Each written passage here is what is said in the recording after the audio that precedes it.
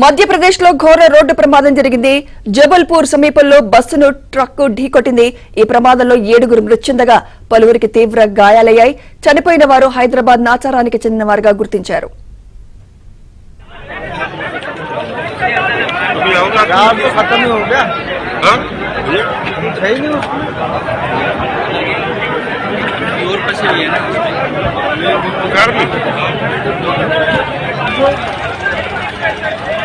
यही बड़ी बात हो गई है।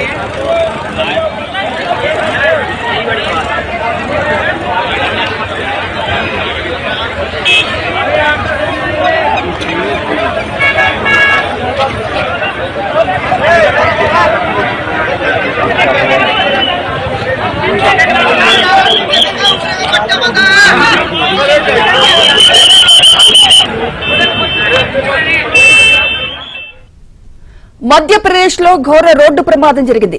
జబల్పూర్ సమీపంలో బస్సును ట్రక్కు ఢీకొట్టింది. ఈ ప్రమాదంలో 7 మృతి చెందగా పలువురికి తీవ్ర గాయాలయ్యాయి. చనిపోయిన వారు హైదరాబాద్ నాచారానికి చెందిన వారుగా గుర్తించారు. ఇదే అంశంపై మరింత సమాచారం మా క్రైమ్ కరెస్పాండెంట్ ప్రవీణ్ అందిస్తారు. ప్రవీణ్, ఈ యాక్సిడెంట్ గల ప్రధాన కారణాలేంటి? గాయపడ్డ వారి పరిస్థితి ఏ విధంగా ఉందంటారు ప్రవీణ్? కుంభమేళా నుంచి తిరిగి హైదరాబాద్ కు వస్తున్నటువంటి క్రమంలోనే జబల్పూర్ వద్ద రోడ్డు ప్రమాదం చోటు చేసుకుంది.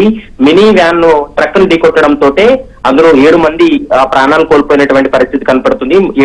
మరికొంతమంది తీవ్ర గాయాలు పాల్పడడంతో స్థానికంగా ఉన్నటువంటి ఒక ప్రైవేట్ హాస్పిటల్ కూడా తరలించారు. ప్రస్తుతం ఘటనా స్థలానికి జిల్లా ఎస్పీతో పాటు కలెక్టర్ కూడా ఘటనా స్థలానికి చేరుకొని జరిగినటువంటి ప్రమాదానికి సంబంధించి పూర్తి స్థాయి విచారణ కొనసాగిస్తున్నారు.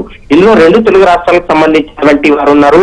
ఏపీ నుంచి కొద్దిమంది, మరోవైపు నాచారం తెలంగాణ హైదరాబాద్ నాచారం సంబంధించినటువంటి వారు కూడా ఇందులో కుంభమేళకు అందరూ కలిసి వెళ్లడం జరిగింది. తిరిగి వస్తున్నటువంటి క్రమంలో అతి వేగంగా వచ్చినటువంటి ట్రక్ మినీ బస్సులు ఢీకొట్టడం వల్లనే ఈ ప్రమాదం చోటు చేసుకుందనేది ప్రస్తుతం ప్రాథమికంగా పోలీసులకు ఒక నిర్ధారణకు రావడం జరిగింది. పోలీసులు మరోవైపు జిల్లా కలెక్టర్ కూడా ఘటనా స్థలానికి చేరుకొని గాయపడినటువంటి వారందరినీ కూడా ఒక ప్రైవేట్ హాస్పిటల్ తరలించి వారికి వైద్య పరీక్షలు కూడా అందిస్తున్నారు.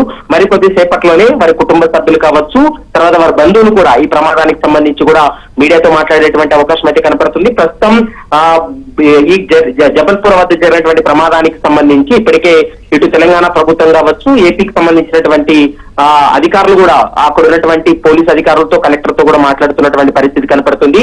గాయపడినటువంటి వారందరినీ కూడా ప్రైవేట్ హాస్పిటల్లో మంచి చికిత్స అందించాలంటూ కూడా అధికారులు కూడా కమ్యూనికేట్ చేశారు. మరోవైపు చనిపోయినటువంటి 7 మంది యొక్క డెడ్ బాడీస్ ను కూడా వారి స్వస్థలాలకు తరలించేందుకు కూడా ప్రస్తుతం అయితే మాత్రం ఈ రోజు సాయంత్రం వరకు ఏర్పాట్లు చేసేటువంటి అవకాశం అయితే కనపడుతుంది. ప్రమాదానికి సంబంధించినటువంటి అంశాలన్నిటిపైన కూడా పోలీసులు పూర్తి స్థాయిలో దర్యాప్తు అయితే కొనసాగిస్తున్నారని చెప్పుకోవచ్చు. సుమిత్ర. Right, thank you Praveen.